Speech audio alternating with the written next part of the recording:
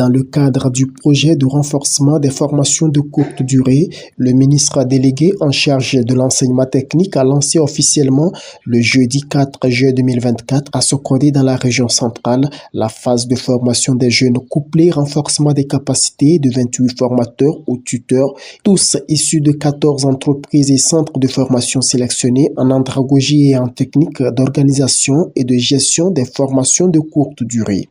Réalisé grâce à l'appui technique et financier du Fonds national d'apprentissage, de formation et de perfectionnement professionnel.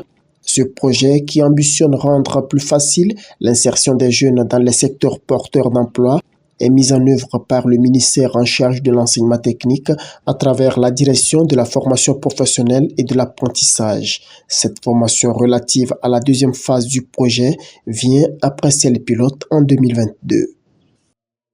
Au total, c'est un projet qui envisage de former d'ici 2025 1500 jeunes Togolais dans divers domaines, divers métiers porteurs pour pouvoir les mettre directement sur le marché du travail. L'expérience ayant été déjà faite en 2022 a montré que c'est réussi. Parce que tous ceux qu'on a formés à l'issue de leur formation ont été équipés et se sont tous installés.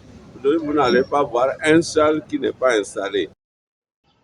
L'objectif poursuivi par la formation est de donner les outils nécessaires aux participants venus de toutes les régions du pays afin que ceux-ci fournissent en retour une formation de qualité aux 100 bénéficiaires retenus pour le projet.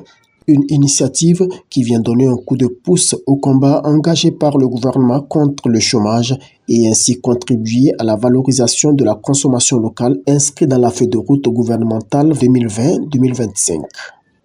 Les modules de formation sont orientés vers comment d'abord préparer une action de formation à l'endroit des adultes, comment animer une formation à l'endroit des adultes pour atteindre des objectifs et surtout comment évaluer cette formation. Les 10 métiers porteurs sont les suivants: la transformation de viande et poissons, la transformation de produits maraîchers, la transformation de fruits en jus, sirops et confitures, élevage de volailles locales, maraîchage, compostage et la pisciculture. Dans la foulée, le ministre a effectué tôt le matin une visite au lycée d'enseignement technique et professionnel de Sokodé où se tient la partie écrite de la session de juin 2024 de l'examen du certificat d'aptitude professionnelle CAP. Koko Ekeodin a voulu s'assurer du bon démarrage de l'examen.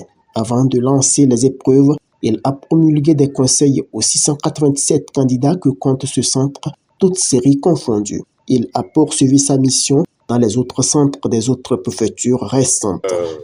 Nous avons constaté que les candidats étaient là, en place, après le premier résultat.